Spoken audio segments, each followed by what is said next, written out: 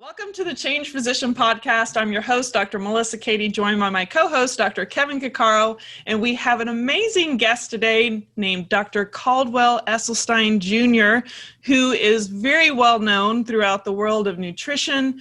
But what's most interesting is that he is an endocrine surgeon who shifted into this world of nutrition, and how he got there is a very important and I think an incredible story to listen to. He has written the book called Prevent and Reverse Heart Disease that came out several years ago. And he has done a lot of research and has found other things along the way, even after that book came out. And he and his wife and other family members have been very instrumental in helping people lead a plant-based type lifestyle or diet, and it has radically transformed people's lives, especially those with known severe heart disease. One thing to add to this episode is really important for people to listen, whether you're a physician or a non-physician, is the fact that a lot of these things that we think are permanent, which you'll soon recognize, certainly through this interview, is a lot of the chronic diseases that we have sort of resigned ourselves to live with can be reversed. One of which is the number one killer of Americans today, cardiovascular disease. And through things like diet and lifestyle change, the dramatic changes that occur, and in some situations, how quick they can occur. Absolute fantastic episode here, fantastic discussion. I think you're gonna really enjoy it. I think you're gonna learn a lot. So here we go with the show. It all started for me when I decided that I wanted to go to medical school because although I wasn't really sure, my father was a physician, but I somehow in my between my junior and senior year at Yale, where I was an undergraduate, I decided that I was always regretted if I didn't at least try to go to medical school. So long story short, I ended up being accepted at Case Western Reserve, which was then Western Reserve University School of Medicine. And I graduated from there in 1961, took my rotating internship in medicine at the Cleveland Clinic. And then I transitioned to a general surgical residency. And then I finished my surgical training in 1966. Then I was taken into the Army. And the first year I was a surgeon at Womack Army Hospital in Fayetteville, North Carolina, and at Fort Bragg. And my second year in the Army, I was a combat surgeon in Vietnam. And then when I came back from Vietnam, I was offered a position in general surgery at the Cleveland Clinic, which I accepted, and I finished my surgical career there after 31 years. Some 20 years ago. But it was during I guess the first 9 years at the Cleveland Clinic that I was chairman of our breast cancer task force and head of the section on thyroid and parathyroid surgery, that I became so disillusioned with the fact that for no matter how many women I was doing breast surgery, I was doing absolutely nothing for the next unsuspecting victim. And that led to a bit of global research on my part, and it was quite striking to see that there were multiple cultures like Kenya where breast cancer rates were 30 and 40 times less frequent than in the United States. And if you were to look at rural Japan in the 1950s, breast cancer was very infrequently identified. And yet as soon as the Japanese women would migrate to the United States, about the second and third generation, they now had the same rate of breast cancer as their Caucasian counterpart. So even more compelling perhaps was prostate cancer. In 1958, in the entire nation of Japan, how many autopsy-proven deaths were there from prostate cancer? 18. Mm-hmm. Entire nation, the most mind-boggling public health figure I think I've ever encountered. And By 1978, 20 years later, they were up to 137, which still pales in comparison to the 28,000 men who will die of prostate cancer in this country this year. But along about this time in his research, it became rather compelling to witness that there were multiple cultures where cardiovascular disease was virtually non-existent. And then it dawned on me that it would probably be much more bang for the buck if we could take the leading killer of women and men in Western civilization, cardiovascular disease, because if we could persuade people to eat in a way that they would protect themselves from cardiovascular disease, it would also most likely diminish the likelihood of acquiring the common Western cancers of breast, prostate, colon, and pancreatic. So that was how that transpired, but you just can't sort of say that and have people do it. You've got to have more data. And so it was apparent to me that I would have to do some research. And so I was able to speak with the chairman of cardiology in 1985. That was Dr. Bill Sheldon, and he allowed me to make a presentation before the cardiology department because I needed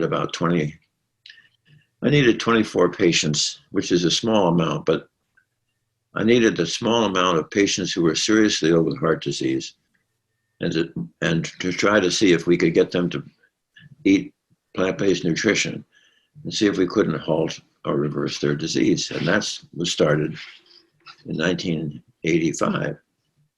And what was the great hurdle that I felt was how do you take these patients and get them to really stick to a plant-based diet, which is a very significant transition from the typical Western diet. And therefore, I decided to use in following these patients, I would use the same mantra that I had been using for my cancer patients that I had learned years ago from a marvelous West Coast surgeon by the name of Bert Dunphy. And Bert used to say that patients with cancer are not afraid to suffer. Patients with cancer are not afraid to die. But patients with cancer are afraid of being abandoned by their family or by their physician. So for the first 5 years of the study, I saw every one of those patients every 2 weeks in the office. We drew blood for their cholesterol, checked their blood pressure, their weight, and I went over every morsel they ate. And at the end of 5 years, I got a little bit more courageous, and I stretched it out to once a month. Most cardiologists see their patients twice a year. And by the end of 10 years, they were now on pretty well autopilot. And so we then stretched it out to seeing them quarterly. And at the end of 12 years, that's when we wrote up the study. But when you think about it, 12 years makes this probably the longest, if not one of the longest, studies of its type in the medical literature. Because when you follow people for 12 years, it's almost half a career. Exactly. But what was exciting was the fact that we were seeing some very exciting results. I mean, these were patients who had failed their first or second bypass. They had failed their first or second angioplasty, or they were too sick for these procedures, or they had refused. And 5 were told by their expert cardiologist that they wouldn't live out the year. And those 5 all made it for close to 20 years. So it was very gratifying and very exciting. And so we wrote this up in the Journal of Family Practice in 1995, which was the 5-year results. And then later on, we wrote up the 12-year results. And it was very exciting because when we looked, especially at the 18 patients who stayed with us, because there were 6 nice guys who I knew within the first month or two of the study, they just didn't get it. And so I had no money for this study, and I released them full-time to their expert cardiologist. So there were the 18 that remained. It was interesting. At 12 years of follow-up, we looked back at the 8 years prior to coming into our study. While they were in the hands of expert cardiologists, I wanted to know how many cardiac events they had had of progressive disease. And among those 18, there were 49 events in various categories of worsening stress test, a worsening angiogram, a heart attack, or a stroke. And it was interesting that when we compared that with how those same 18 had done in the 12 years that were on our program, 17 of those 18 had no further events. One little sheep, after 6 years, wandered from the flock, got into the lamb chops, French fries, glazed donuts, and had more angina, had to have bypass, but he's now back with the flock, but proves the point that I'm trying to share with you today. So that was sort of the exciting background. I began to feel that we were seeing such positive results that I would feel it was appropriate to have a national conference on the prevention and reversal of heart disease, because here we were. By this time, we also had seen Ornish's data and my own data, and it was really high time to try to sort of bring this to the broad spectrum of people who are in the medical field. We wanted to focus on cardiologists and nurses and physicians who had this kind of an interest, and there were 100 people who came to this, and we had this in Tucson, Arizona in 1991. And also my good friend Colin Campbell was there, and Dean Ornish was there. We had William Castelli, who was director of the world famous Framingham Heart Study outside of Boston, and a host of other really rather legendary physicians. But, you know, not surprisingly, we didn't turn the world upside down. But I was inspired enough with what we were getting results to repeat the similar conference, this time with 500 people attending. And it was held in Disney in Florida, in Epcot. And it was really quite exciting to see a much greater interest. And then since then, there have been now, once a year, there are about between 5 and 6 or 7 conferences on plant-based nutrition and the benefits that it has for health. Since that time, I did continue to see patients with cardiovascular disease, and we wrote up another group. This time, we followed them close to 4 years. This time, it wasn't 18. Because one of the criticisms of our study was it was small, it wasn't randomized. It was Dr. Esselstyn, this is a severe diet change. What makes you think you could ever repeat this study and get similar results? So we did, this time with 200 patients. 2 were lost to follow-up, but the other 198 we followed, and they all had severe cardiovascular disease. And it was really quite exciting to see that of those 198, 177, which was actually 89.3%, almost 90%, were following the program. And over that 4-year period, they had no further events except for one patient who, again, while he was in China, he strayed and began eating off the economy, had a small stroke from which he recovered. But here again, we were seeing the power of plant-based nutrition, because the 21 patients who did not follow the program, 62% had further progression of their disease. So that kind of is bringing you up to date quickly on where things stand at the moment.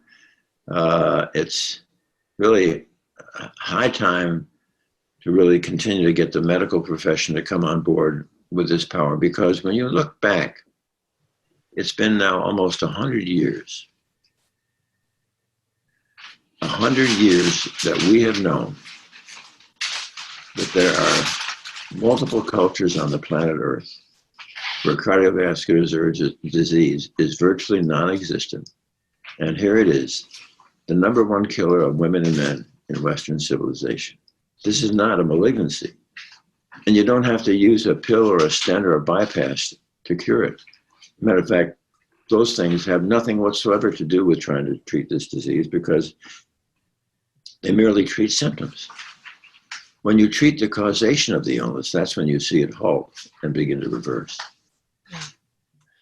Well, you can't, I mean, I think both of us feel very strongly that that is so true.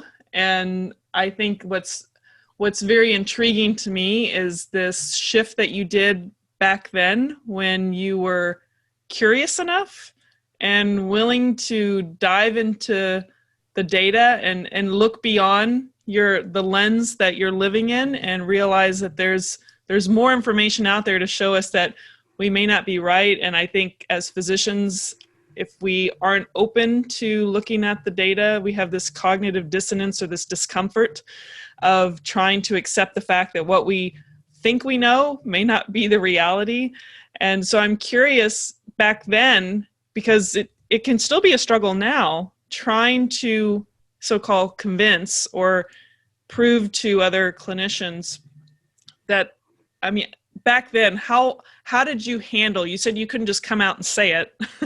You had to show the data. What was kind of your superpower in being able to finesse that transition to help people start opening their eyes to maybe they're wrong? Well, what helps a lot with physicians is I find there are two things. One, we did angiograms before and after, and the angiograms showed disease reversal. Yes. We also did something called a Doppler ultrasound of the carotid artery, where we were able to show we could not only halt that, but reverse it in many patients. And also, there is, when somebody has a problem, let's say the partially blocked artery in the thigh. This is a gentleman from one of our earliest patients. He had to stop 5 times crossing the Skyway to my office because of this partially blocked artery in his thigh, which deprived his calf muscle of enough blood and oxygen and nutrients, so that he had to stop 5 times, allow the calf muscle to fill up with blood again, walk another 20, 25 yards, do it again. Yeah. So we, at his right ankle, we then did, at the time we first saw him, a thing called pulse volume. And I was so focused on his heart, I totally forgot about his leg until 10 months after working with him. One day in the office visit, he said, "Dr. Esselstyn, do you recall when I first started seeing you, I had to stop 5 times crossing the Skyway to your office?" He said, "You know, in the last month or two now, the pain began to go away and now it's gone." I said, "Well, back you go to the vascular lab." So then I have this slide that shows the new pulse volume was absolutely doubled. And this was an absolute eureka moment for us, because this was in 1986. This was a year before the statins came out. So anybody who said, "Well, Dr. Esselstyn, that was probably the statin." No. We had absolute rock solid, irrefutable proof that food and food alone could absolutely reverse cardiovascular disease. Then we did it. So we've had an angiogram, we've had the PET scan. We had the pulse volume, and then I'm going to tell you about the PET scan. In the PET scan, when they had it, the heart muscle, if there's good blood supply, appears orange or yellow. But in this gentleman's heart, there was one patch that was absolutely green because it's ischemic. It lacks normal blood supply. As a matter of fact, it's quite deprived of blood supply. So we counseled him. He went plant-based. We repeated the PET scan in 3 weeks. And the area that was formerly green or with poor blood supply, the blood supply was now restored, and it was now yellow and orange. So it's really quite exciting to see how rapidly, at what we call a microvascular level, because you don't wash out any large significant blockage or plaque in 3 weeks. But what you do is you change what we call the endothelial output of nitric oxide. And nitric oxide is this vessel's strongest blood vessel dilator. So that this entire cascade, these thousands and thousands of intramuscular arteries, which have been sort of pinched because of a lack of nitric oxide and an overdose of what we call vasoconstrictors, because your endothelial cells become, shall we say, your enemy. When they've been so beaten up and deprived with Western eating, they make a molecule of endothelin and thromboxane, which are vasoconstrictors. So there's not a block per se, not a mechanical block in these tiny arteries. They are just all in sort of semi-spasm, if you were, or pinched. And suddenly when you open up those 1,000, within 3 weeks, they're open up. That's a tsunami of additional blood supply for this this heart. And I thought we should take a moment and mention another way you throw the hook for the patients in vocabulary they can understand, and also you use the same vocabulary for the doctors when you want them to understand this, namely that all experts would agree that where this disease of cardiovascular disease has its inception, its onset, its beginning, is when we progressively injure the life jacket and the guardian of our blood vessel, which happens to be that delicate innermost lining of the artery, the endothelium. And the endothelium is responsible for making this magic molecule of gas, nitric oxide, which is responsible for the salvation and the protection of all of our blood vessels because of its remarkable functions. For example, nitric oxide will keep all the cellular elements within our bloodstream flowing smoothly like Teflon rather than Velcro.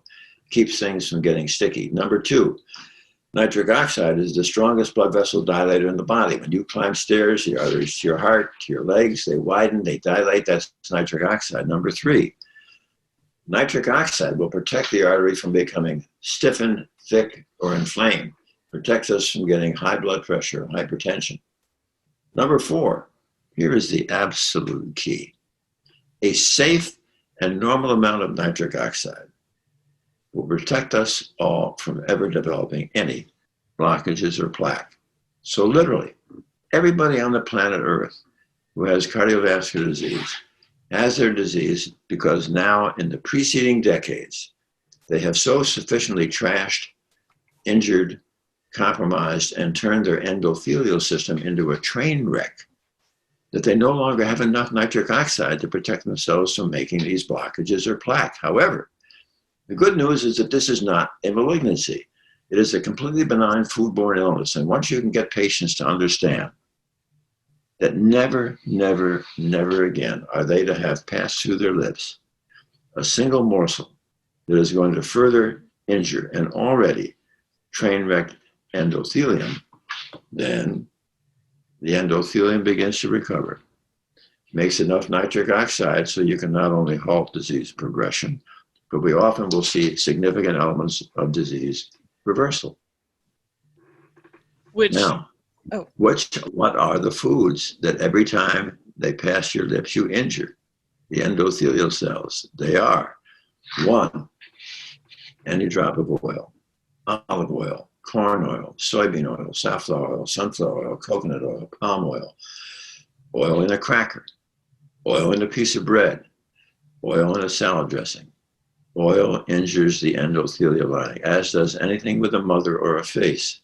Meat, fish, chicken, fowl, turkey, and eggs, and anything that is dairy, milk, cream, butter, cheese, ice cream, and yogurt, and sugary drinks, Diet Colas, Pepsi, and Coke, and I don't like sugary foods, Sugar injures endothelial cells. Sugary foods such as cakes, pies, cookies, stevia, agave, excesses of maple syrup, molasses, and honey.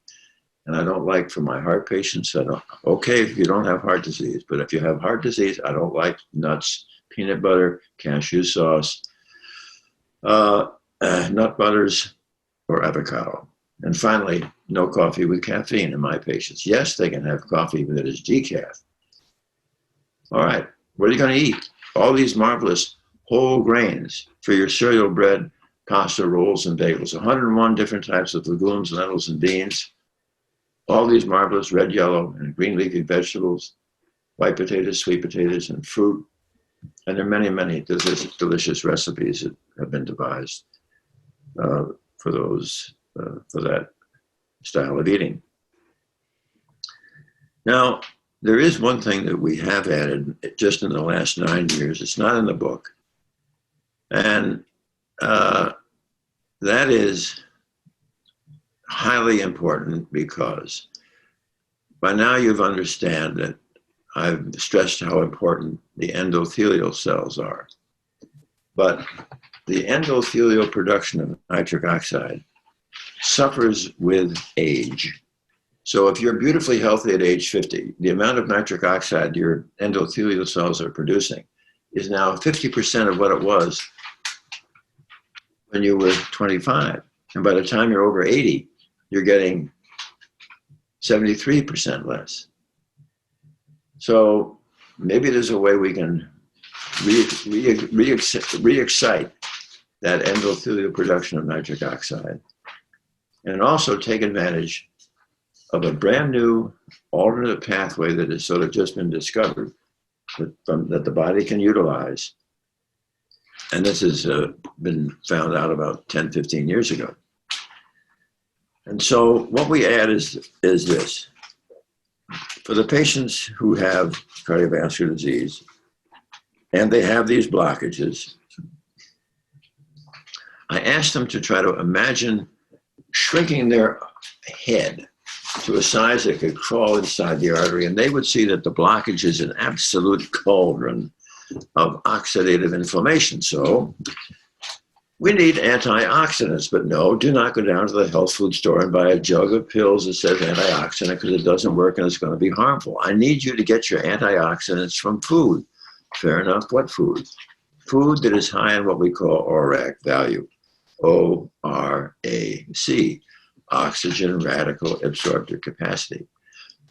So if you're having raspberries, blueberries, strawberries, and blackberries on your morning oat cereal, that's a terrific start. However, nothing can trump the antioxidant value of green leafy vegetables. So I need you to chew 6 times a day green leafy vegetable that is roughly half the size of your fist. And then the first must be boiled in water 5.5 to 6 minutes so it's nice and tender. And then you must anoint it with either rice or balsamic vinegar, several drops, because the acetic acid in those vinegars in research has been shown to restore the nitric oxide synthase enzyme that is responsible within the endothelial cell for making nitric oxide. Now, the second great benefit when chewing these is it restores the capacity of your bone marrow to once again make the endothelial progenitor cells. What do? The endothelial progenitor cells replace our senescent, injured, worn out endothelial cells. And therefore, if you're going to chew this alongside your breakfast cereal, again as a mid-morning snack, again with your lunch and sandwich, that's 3, mid-afternoon 4, dinner time 5, and of course, I adore it when you have that evening snack of kale, number 6. Now, the third benefit from chewing the greens, and this is the absolute key. When you're chewing the greens, you are chewing a nitrate. As you chew this nitrate, it is going to mix with the facultative anaerobic bacteria that reside in the crypts and grooves of your tongue. Those bacteria are going to reduce the green nitrate to nitrite. Now, when you swallow the nitrite, it is your own gastric acid, which further reduces the nitrite to more nitric oxide. So literally, what you're doing now is the following. With no hideous side effects, no significant additional expense, from dawn to dusk, all day long, you are restoring the very molecule, nitric oxide, the deficiency of which has given you this disease in the first place. Now, a couple of caveats. Toothpaste with fluoride, public drinking water with fluoride, mouthwash, all three of those will injure the beneficial bacteria in your mouth. And we want to also avoid antacids, because antacids will reduce your gastric acidity and you'll not be able to convert or reduce, that is, the nitrite to more nitric oxide. Now, if you're wondering what are the green leafy vegetables I'm talking about, they are bok choy, Swiss chard, kale, collards, collard green, beet greens, mustard green, turnip greens, napa cabbage, Brussels sprouts, broccoli, cauliflower, cilantro, parsley, spinach, and arugula, and asparagus. And the top 5 are kale, Swiss chard, spinach, arugula, beet greens, and beets. You are a natural teacher. That's my story. So I just have to go to it. When did you identify yourself as, I know it was a realization over time and a building of faith and data, but when did you stop doing surgery and allow yourself this shift and transition into this identity of essentially like a lifestyle nutrition-based type medicine? 2001. That was the shift.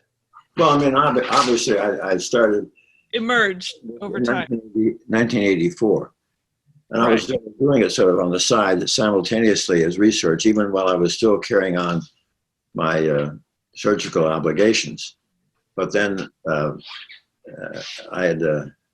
I'd always said that at a certain age that I would retire from surgery, which I did. Mm-hmm. And so that has allowed me to have more focus on this. I decided not to drop it because, I mean, we were getting results that were so exciting, and yet here the rest of the world still is a little bit problematic. I should share with you that 5 years ago, I was invited to become a member of the American College of Cardiology to join their nutrition committee. And one of our major tasks is to try to educate cardiology about the causation of the illness that they've been designated to treat. And because they get nothing about nutrition in medical school that is substantive or even in their postgraduate training. Yeah. The question is if they get paid to teach their patients this versus all the other things that they're taught to do. I guess, do you find any conflict there? Oh, sure. When patients, when cardiologists are getting paid, for diagnosis, imaging, angiogram, stents, prescribing drugs and things for symptoms and bypass surgery. But see, the frustration is that all those activities account for about 46% of Medicare costs are cardiology. And sadly, cardiology today is sort of the symptomatic treatment of this disease. You get your first or second stent, and then in a few more years, you get a couple more stents. And then later on, you might be asked to have a bypass. The dilemma in medicine, and more than just that field, for sure. Kevin, I didn't want to steal all the thunder and questions. Well, there's so many places to go with this, and the first thing I'm thinking is I need to go chew my vegetables now. And the other part is the way you describe that. I'm thinking we spend however millions of dollars on advertising a little blue pill for a male problem that has to do with microvascular disease. And I'm like, instead we should be saying, here, choose some green leafy vegetables. Not only will it help your your erectile dysfunction, but it should help the rest of your blood vessels throughout the rest of your body and get to the root cause of this. Yeah, you got it. That's right. But the other part from a personal perspective is this very challenging, and you kind of revealed it where you said, I could see the results with my patients, and that's what you got excited about. But you had many years where you're still sort of in this culture where people are probably saying, well, why are you doing this dietary thing? Stick to surgery. How did you maintain your sanity when you're like, hey, we have plant-based nutrition. We have demonstrated outcomes. We have long-term studies, longer than most. We have outcomes that are better than most of the medications that you're even saying. In fact, probably all the medications that were typically being prescribed. How did you keep your sanity, and how did you keep your pace during that and keep focused on that mission? Well, the reason it was pretty easy was we were getting such exciting results. And for me, even today, I still, once a month, I continue to conduct an intensive cardiovascular disease counseling seminar for patients with cardiovascular disease. Many of these patients come with angina, or they have been told they have to have stents, or they've been told they have to have bypass surgery. And the truth of the matter is, if they're not in any kind of an acute emergency, where a bypass or a stent could be life-saving, but where they're in what we call the elective category, they're stable, they're not an emergency. If they're willing to commit to this completely, they don't have to have these interventions. And also, it's the challenges in life that are exciting. And especially, it's easy to stay with it when you're right. And we've had now a number of wonderful cardiologists who've actually made the transition. Not a lot, but some. And it's so heartwarming and exciting to see these people getting similar results when they're willing to simply talk to their patients. But when you're making a lifestyle change with a patient, that is an enormous commitment, not only on the part of the patient, but it has to be on the part of the physician. Because if you just think, because many physicians say that they've tried it and their patients won't do it, it's too severe, strict, or extreme. Well, that's nothing farther from the truth. Because when you think about lifestyle change, the only way you're going to get lifestyle change, to me, is to show the patient respect. And the only way to show a patient respect is to give them your time. If you think that you're going to get a patient in a 12 or a 15-minute office visit to transition their lifestyle, forget it. Our seminar is 5.5 to 6 hours, where the patients are going to learn all about how they have created their disease and precisely how we are going to empower them as the locus of control to halt and reverse their disease. And to do that, you got to give them your time. And also, we want to give them the vocabulary give them the scientific vocabulary in a way that they can understand it. For example, by now you and your friend understand that the endothelial production of nitric oxide is the key. Those two words are the words I want patients to remember: endothelial cell and nitric oxide. If they understand how they produce their disease by destroying their endothelial production of nitric oxide, then they can get pretty excited about the fact that, hey, 6 times a day chewing these greens, I can get back some of that nitric oxide. And some of them really can dive right into it. Yeah. I love that. And the other thing I wanted to kind of touch on a little bit, and you revealed it already, was I was hearing how you're following with your patients, and I was meeting with them every month for however many years, and we did this. And it just reminded me, because like you said, so many physicians will be like, well, my patients just don't listen to me. I said, go change your diet, but they didn't change when they followed up in 6 months to a year.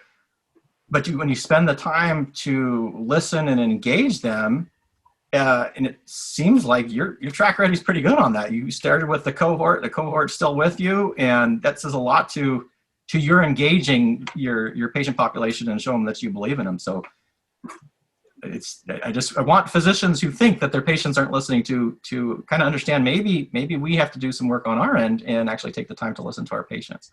So yeah, I feel I have to say the first time I encountered you and understanding anything about your work was when I saw an actual image of the before and after on just with the coronary arteries, and I saw that the disease had been eliminated, and it just shows the power, which can sometimes be a negative thing at times depending how it's used, but how visual we are as humans.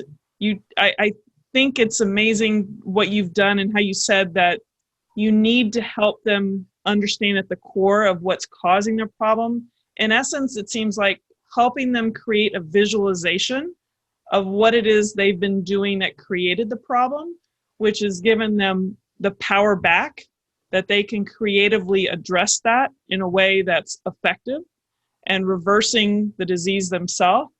And I think that's, I'm curious what you feel about this idea of even physicians trying to change their perspective and learn something new, and how sometimes it takes visualization of things, or for the patients understanding at a level that they can visualize how they can actually change their lives. Oh, I think that's terribly important. Often when I'm doing what I'm doing with you right now, which is a Zoom, I often have my slides appear. My face is just a little thing on the side, and then they hear my voice describing it. And yes, there are at least 7 or 8 really visual formats that I've just shared with. I've shown you the angiograms. We'll look at the pulse volume studies. We'll look at the PET scans. It's really quite exciting and very powerful. Absolutely, with what you were just saying, and namely, you back it up what you're saying with the actual visual proof. And then the other thing we have always in our seminar, we usually wind up with 1 or 2 of our local or regional participants who've had a previous successful experience, because they can be so articulate and so powerful. Because if I give the science and then Ann comes along and gives them about all the practicality about plant-based eating, how to acquire and prepare these foods, and then they sit there wondering, well, how do I know it works? Well, then bingo, in comes Jim or Art or somebody else, and they give their story, and then it's all over. It's so powerful. Right. So you have all those dimensions and that's what I think makes us able to have close to a 90% adherence. Can you imagine somebody after putting up with me for 5 or 6 hours and understanding about the endothelial cell and nitric oxide? How could anybody with a brain in their head come up to me afterwards and say, Dr. Esselstyn, gosh, that was fascinating, but Lois and I have been married for 35 years, and we're going to have our wedding anniversary in 2 weeks, and boy, am I going to destroy my last few endothelial cells. What? That's not going to happen. The power of a persuasive discussion. And I guess that's the other thing about this is that you haven't just produced research, and you haven't just said, well, this is what you need to do, is you framed your message in such a way that it's easily digestible, understandable, and actionable. And I think that's another kind of key lesson for physicians, is if you have this information and knowledge that we know is beneficial for people, there takes some work on thinking about how we deliver that information to our patients and clients so that it's useful to them. And your presentation today was just remarkable. I just absolutely loved your teaching style. I loved the details that you provided in the ability to contextualize and take very complex information and make it so meaningful. So kudos, absolutely, that was amazing. Thank you. Well, we want to be respectful of your time, and thank you. yes, and I just want to, mention that for those that, and feel free to add to it if you want to, but people that want to follow what you're doing at dresselstyn.com. Some of the papers, they'll see the success stories. Well, you have so many family members that are part of all of this, and they're doing amazing work. And I just want to thank you for not only, making a difference for all those out there, but you've created and brought this family it's a ripple effect that's affected so many people in a positive way. And I just want to thank you for your time. This has been an absolute joy to see you today. And for those that are listening, this is the Change Physician Podcast. I'm Dr. Melissa Cady with my host, Dr. Kevin Cuccaro. And feel free to check out the full episodes at thechangephysician.com.